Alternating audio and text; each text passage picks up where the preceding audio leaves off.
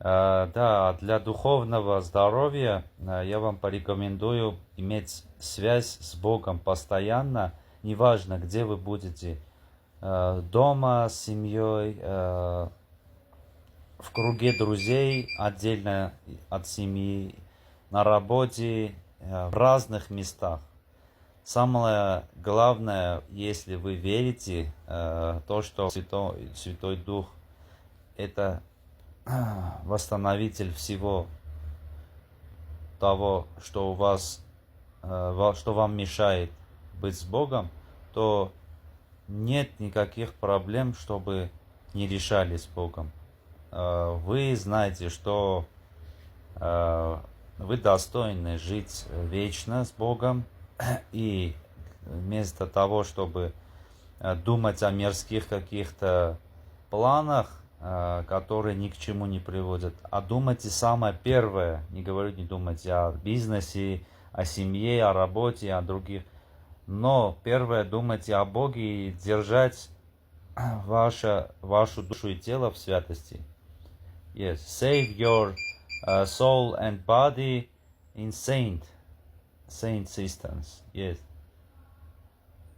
saint condition, because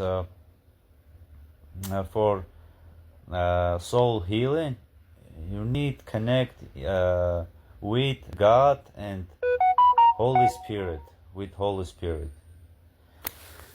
Եվ պետք է դուք անպայման ունենաք հոգևոր առողջության համար կապը Սուրբ Հոգու հետ, Աստծո հետ, եւ կարդաք Աստծո խոսքը ամեն օր, եւ դուք վերուս ծնված լինեք, որպեսզի դուք զարգանաք եւ ոչ մի խնդիր չունենաք, թե հոգևոր, թե նյութական։ Թեկուզ եւ դուք մարմնավոր վատառոշ լինեք, բայց իմացեք, որ այդ ամեն ինչը հաղթարելի է, երբ որ դուք հավատում եք, ճշմարիտ եք հավատում։ И это все вопросы духовные, материальные, все решимы, когда вы верите в могущество Бога.